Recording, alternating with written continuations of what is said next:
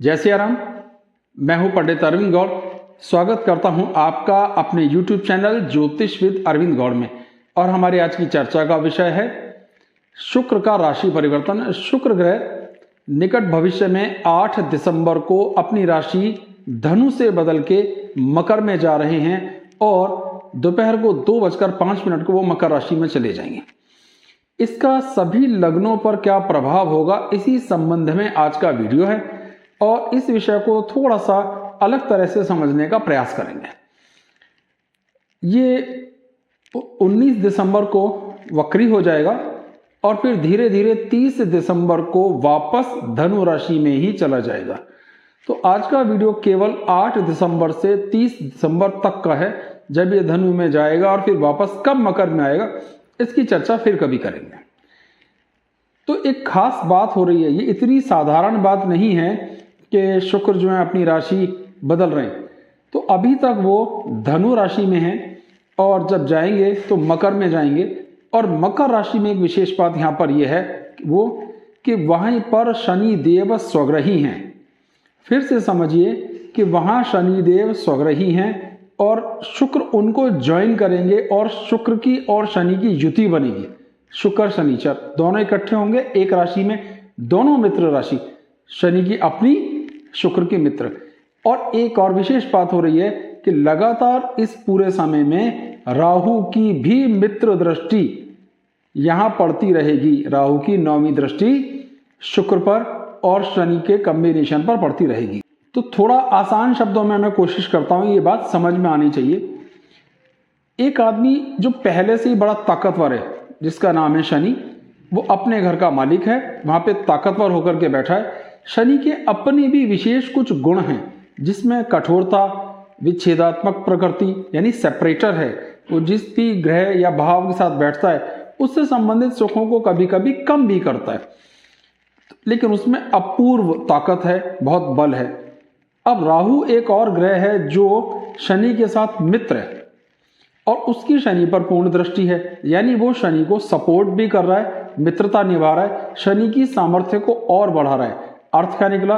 उसकी विच्छेदात्मक प्रवृत्ति, उसकी सेपरेट करने की प्रवृत्ति, उसकी तोड़ देने की प्रवृत्ति, हटा देने की प्रवृत्ति, छीन लेने की प्रवृत्ति थोड़ी सी और बढ़ गई। एक तरीके से समझिए, वो जहां देगा वहां देगा, लेकिन अगर छीनेगा तो बहुत छीनेगा। अब जो शनि है वो खुद बलवान है, उस पर राहु की भी एक सेपरेट करने की दृष्टि पड़ रही है। और शुक्र जो प्रेम के कंट्रोलर हैं, सौम्यता के कंट्रोलर हैं, धन के, संपदा के, शान के, लग्जरियस लाइफ के कंट्रोलर हैं, वो आके उसको ज्वाइन करेंगे। अब शुक्र भी यहाँ मित्र हैं, शनि की अपनी राशि और राहु की मित्र दृष्टि, लेकिन राहु की भी दृष्टि पापी दृष्टि है और शनि का साथ पापी साथ है, लेकिन वो शुक्र के मित्र हैं दोनों। तो क्या हुआ इस कॉम्बिनेशन में, जब शुक्र शनि इकट्ठे होंगे तो एक ताकतवर आदमी के पास जब उसका मित्र जाएगा तो उसकी ताकत बढ़ गई। अगर मेरे पास कार नहीं है और मैं एक ऐसे दोस्त के पास कुछ दिनों के लिए रहने चला जाऊं जिसके पास कार है, तो मैं निश्चित रूप से उसकी कार की सामर्थ्य का इस्तेमाल करूंगा। और उसका एक और दोस्त है जो और बड़ी कार चलाता है, तो शायद मैं उसकी कार भी चला सकता हूं, इसमें बैठ सकता हूं। तो राहु का भी प्रभाव, शनि का भी प्रभाव शुक्र पर आएगा। तो इन दोनों का कॉम्बिनेशन बहुत अच्छा है। तो कॉम्बिनेशन बहुत अच्छा का अर्थ नहीं है कि फ्रूटफुल है। इस बात को समझिए कि अच्छे घर में होगा तो बहुत अच्छा फल देगा, बुरे घर में होगा तो बहुत बुरा फल देगा। असली नुक्ते की बात यह है। फिर से समझ लीजिए कि मैं, मेरा दोस्त दोनों एक साथ हैं, उसके ऊपर एक और दोस्त की कृपा है और हमारी ताकत बहुत अधिक है। अब हम ताकतवर हो गए का भाव ये नहीं है कि हम भले हैं। अगर हम चोर हैं तो हम बहुत ज्यादा चुरा सकते हैं, और अगर हम दे सकते हैं तो हम बहुत ज्यादा दे सकते हैं। मुझे उम्मीद है कुछ कुछ बात आपको क्लियर हो गई होगी। सिंपल शब्द थे, मैंने कोशिश की कि समझ में आए। अब शुक्र क्या है? प्रेम का, धन का, संपदा का, आनंद का, और शनि है रूल्स तोड़ने का, और राहु है बगावत का। यानी कि अगर प्रेम का योग बना तो इसमें प्रेम का योग बनेगा, प्रेम विवाह का योग बनेगा, रूल्स तोड़ के बनेगा, अपनी उम्र से बड़े या कास्ट से अलग या धर्म से अलग किस्म का प्रेम बनेगा। सिर्फ धन की बात करते हैं तो शुक्र धन का स्वामी है, और अगर अच्छे घर में बनेगा तो जबरदस्त धनदायक योग बना देगा। बुरे घर में आया तो अत्यधिक लॉस देगा, क्योंकि इसकी ताकत बहुत है। तो ताकतवर आदमी या तो लाखों देगा या लाखों छीन लेगा। बस यही एक जरा सी बात समझ में आने की है कि इसकी सामर्थ्य हद से ज्यादा बढ़ गई और शुक्र में कुछ बुराइयां आ गई, क्योंकि शनि और राहु की दृष्टि के कारण तो बल बढ़ गया पर बुराइयों की तरफ चला गया थोड़ा सा। अब हर एक लगन पे इसकी चर्चा कर लेते हैं जिससे बात समझ में आ जाए। अब मेष लगन के हिसाब से देखेंगे तो यहाँ ये कॉम्बिनेशन दशम भाव में बनता है, जहां शनि अपना एक राजयोग बनाकर पहले से ही बैठे हैं। शुक्र यहाँ पर कारक नहीं है, शुक्र यहाँ पर दूसरे और सातवें भाव का स्वामी है। दूसरा भाव धन का है और धन का स्वामी केंद्र में आया। सप्तम भाव का स्वामी अपने से चौथे घर में आया, तो वैवाहिक जीवन के सुखों की स्थिति को इंप्रूव करेगा, धन के सुखों को इंप्रूव करेगा, सुखों को इंप्रूव करेगा, स्टेटस को इंप्रूव करेगा, बहुत से धन कमाने का मौका देगा। तो इस कॉम्बिनेशन के कारण दशम भाव में बहुत अधिक लाभ होने की उम्मीद, अचानक से धन प्राप्ति की उम्मीद, बहुत सा धन आना, वैवाहिक जीवन का सुख मिलना, सारी बात आएगी। अब एक और बात देखिए कि शनि की अपनी जो दृष्टि है वो सप्तम भाव पर पड़ रही है, उच्च दृष्टि। तो हर सूरत यहाँ पे पूरी तरीके से लाभ होता हुआ दिखता है। स्टेटस को, पोजीशन को, रुतबे को, धन को, हमारी संपन्नता को यहाँ लाभ ही लाभ, कोई नुकसान नहीं होगा। वृषभ लगन के लिए देखते हैं, ये स्थिति भाग्य के स्थान में और लगन का स्वामी होकर के वो भाग्य स्थान में बैठा है।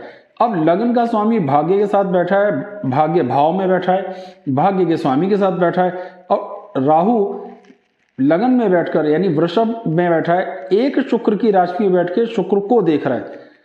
यहां भी भाग्य का जबरदस्त लाभ होगा, पिता के आशीर्वाद और सुखों का प्राप्ति होगी। पंचम से पंचम भाव होने के कारण पुत्र पौत्र इत्यादियों की सुखों की स्थिति बढ़ेगी।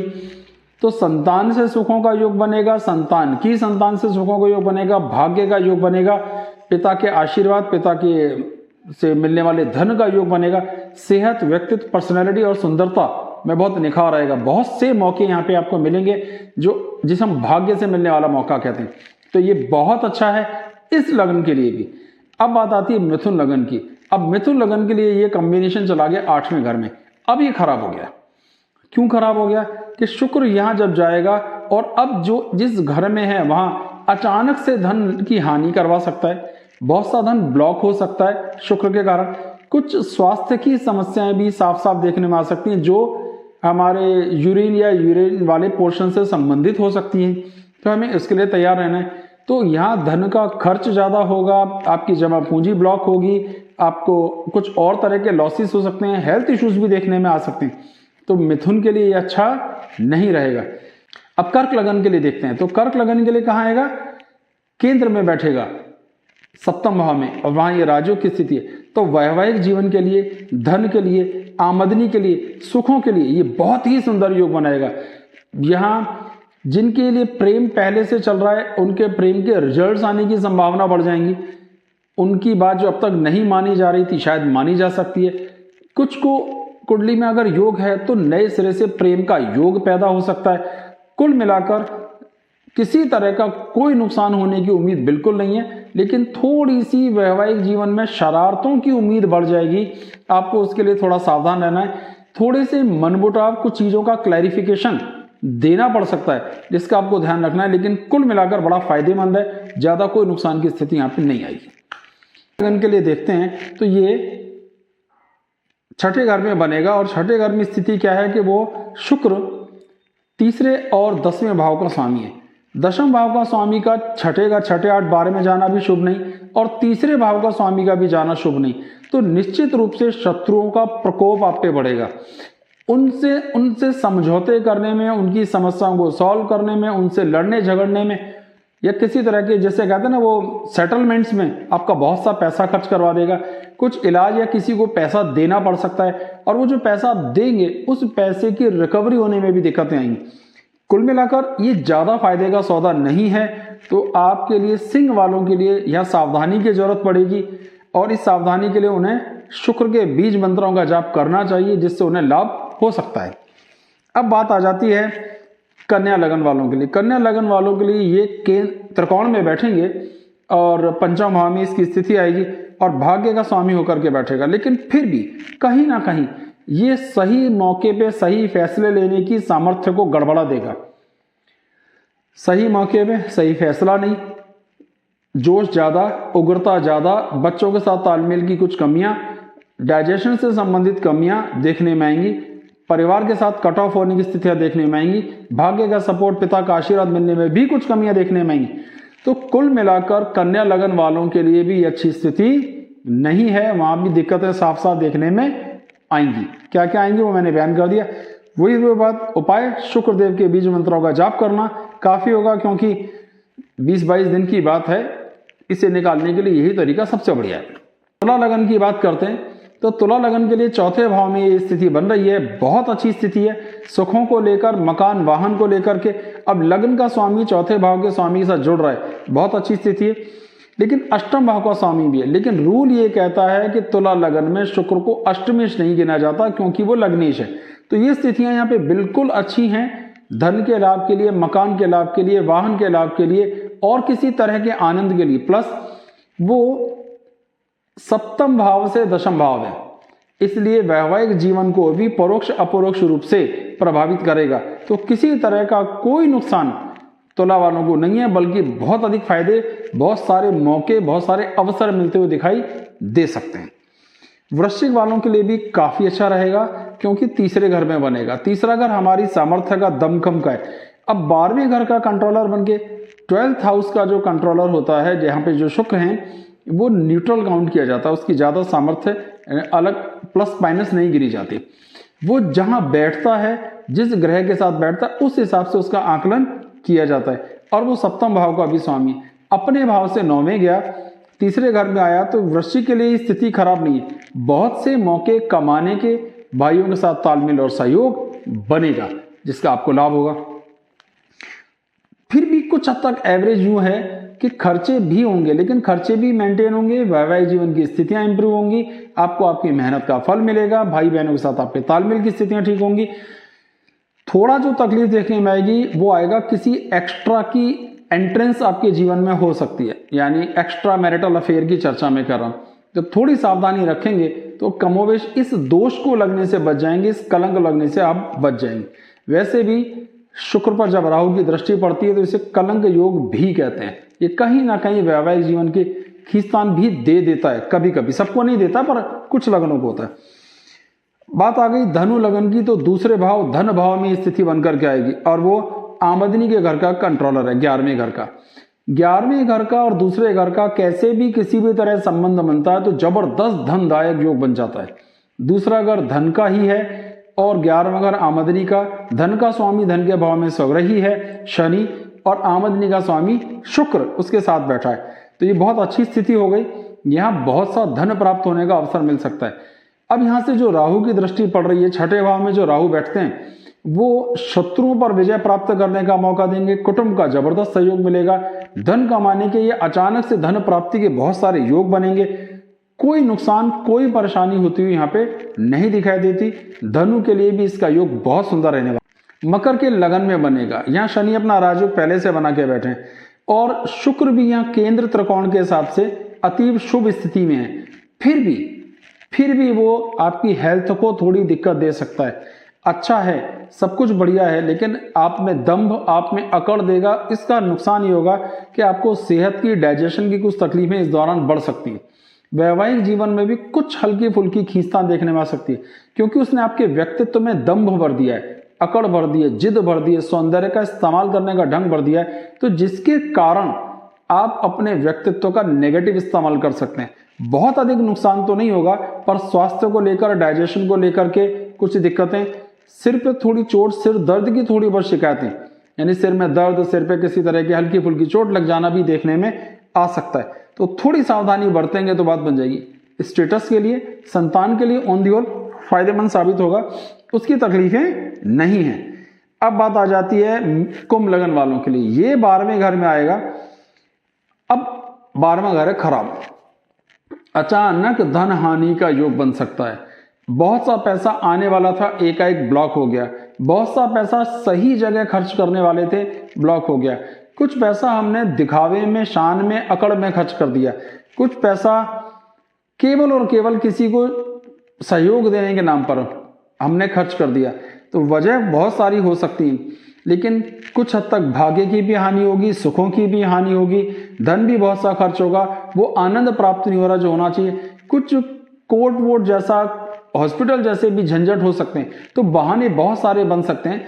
लेकिन कुंभ के लिए मोटे तौर पर ये समय धन हानि के लिए है। यहाँ पे भाग्य की स्थितियां कमजोर हो रही हैं, सुखों की स्थितियां कमजोर हो रही हैं, माता जी का स्वास्थ्य भी प्रभावित हो रहा है। आपको कुछ फिजूल की भागदौड़ करनी पड़ सकती है, कुछ ऐसी यात्राएं जो आपको अधिक लाभ नहीं देगी। तो कुंभ के लिए भी ये बहुत अच्छी स्थिति नहीं है। शुक्र के बीज मंत्रों का जाप करना अच्छा होगा, जरूर करें। अब बात आ जाती है हमारी आखिरी लग्न, उसका नाम है मीन। मीन लग्न की स्थिति क्या है कि वो एकादश भाव में ये कॉम्बिनेशन बन रहा है और यहाँ शुक्र अष्टम भाव का और तीसरे घर का स्वामी है। दोनों ही सूरतों में शुक्र बहुत अच्छा नहीं है, लेकिन 11वें घर में आमतौर पर सभी ग्रह अच्छा फल देते हैं और बुरे ग्रह तो खासतौर पर पापी ग्रह ज्यादा शुभ फल देते हैं। लमसम ठीक है स्थितियां, आमदनी का योग बनेगा ही बनेगा, आमदनी का योग बढ़ेगा, लेकिन क्योंकि अष्टमेश और तृतीयेश वहां है तो थोड़ी सी आमदनी को दिक्कतें हो सकती है, माइनर, लेकिन कुछ नया सोर्स जरूर बनेगा इनकम का। तो मिला जुला करके देखें तो एक एवरेज स्थिति या एवरेज से बेहतर होगी, खराब नहीं कही जा सकती। जिनको भी खराब बताया गया है या जहां दिक्कतें बताई गई हैं वहां बीज मंत्रों का जाप और शुक्र के लिए जो कुछ दान है वो सब भी आप कर सकते हैं। उसकी लिस्ट में आपको दिखाता जा रहा हूं। इतने से ही ये काम चल जाएगा। आप अपनी जन्म कुंडली दिखाने के लिए संपर्क करना चाहें तो कर सकते हैं। मेरा व्हाट्सएप नंबर स्क्रीन पे लिखा हुआ है, आप संपर्क कीजिए। कितनी फीस और किस तरह देनी है वो आपको बता दिया जाएगा। सारी बातचीत टेलीफोन पर होगी। जो भी आप जानना चाहेंगे, उन समस्याओं का क्या निदान, क्या सॉल्यूशन हो सकता है, जो भी उसका आंसर संभव होगा वो आपको जरूर बताया जाएगा। हमारे चैनल से जुड़िए, हमारे चैनल को सब्सक्राइब कीजिए, वीडियोस को लाइक कीजिए और आगे शेयर भी कीजिए। बहुत बहुत धन्यवाद। जय सिया राम।